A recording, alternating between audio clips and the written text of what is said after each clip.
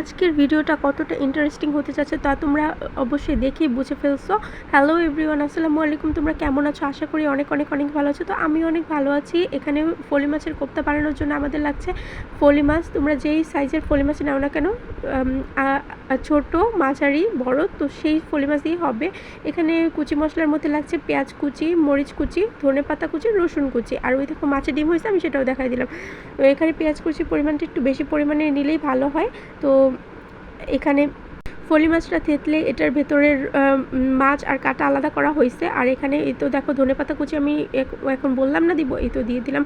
তো এখানে কিন্তু বাটাবাটি করার কোনো দরকার নেই, কুচি মশলাগুলো একটু থেতলে নিলেই হবে, যাতে এটার ভেতরের রসটা একটার সাথে আরেকটা লেগে যায়, এবং বাটা মশলার সাথে কচলে নিলে এটাতে মানে মলিচা করে নিলে এটার ভিতরে যাতে ঢুকে যায়। এই তো বাটা মশলা, গুঁড়া মশলা সব কিছু দিয়ে, এটার মধ্যে কিন্তু বেশি মশলা লাগে না, অল্প মশলাতে ঘরোয়া উপকরণে টেস্টের জবাব নেই, মানে লাজবাব একটা রেসিপি। এটা গরম ভাত দিয়ে খেতে যা মজা লাগে না।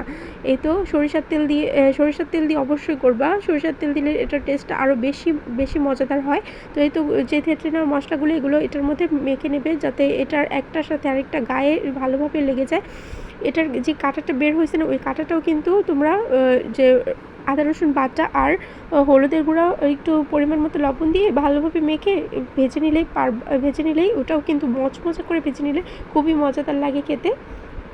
তো এই তো আমার আম্মু মেখে নিল। আর মাখতে মাখতে আমি একটা কথা বলি, আমার এই ছোট্ট হিজিবিজি চ্যানেলটাকে, যে হিজিবিজি বাঙালি যে চ্যানেলটা আছে সেটা অবশ্যই তোমরা সাবস্ক্রাইব করে দিবা। তারপরে এই তো যেই চামড়াটা আছে মাছের, সেটার মধ্যে হলুদ মাখিয়ে নিল, পাটার মধ্যে সুন্দর করে বেছিয়ে নিয়েছে, হলুদ আর লবণ মাখিয়ে সুন্দর করে মেখে নিল।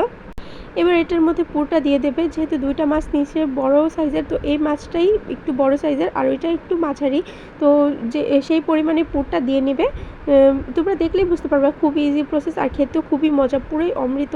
গরম ভাত দিয়ে খেতে তো লাজবাব লাগে। আমি তোমাদের দেখাবো ফাইনাল লুকটা, তোমরা দেখলেই বুঝতে পারবা। আর এটা কিন্তু খুবই ইজি, বলো তাই না?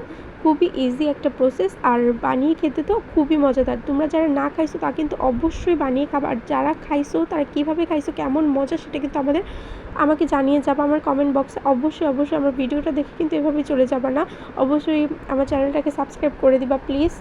আর এই তো দেখো, তোমরা দেখলেই বুঝতে পারবা যে কীভাবে এটা করতেছে। আর এক সাইড যদি বের হয়ে থাকে কোনো চাপ নেওয়ার কিছু নেই, এটা ভাজাটা সুন্দর হবে, ভেতরের যে মশলাটা আছে না সেটা সুন্দর করে ভাজা হবে, খেতেও খুব টেস্টি হবে। এটাতে তোমরা ভয় পাওয়ার কিছু নেই, এটা এভাবেই করতে হয়। আর দ্বিতীয়টাও সেম প্রসেসে করে নিচ্ছে আম্মু। দেখলেই বুঝতে পারবা। আমার আম্মুর হাতের এই মজাদার রেসিপিটা আমি খালি খেতে চাই, তাই আমার আম্মু বানিয়ে দেয়।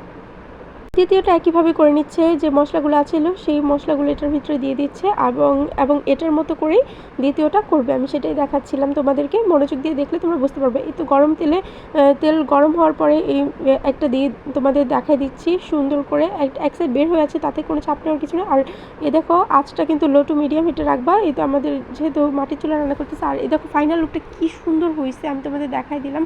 অসম্ভব মজাদার ছিল কিন্তু। দেখছো মশলাগুলো কী সুন্দর ওয়াও হয়েছে, মশলাগুলো একটার সাথে একটা ভেতরে পুরোপুরি ভাজাভাজি হয়েছে। আর খাইতে যা মজা ছিল না, গরম ভাতের সাথে তো কোনো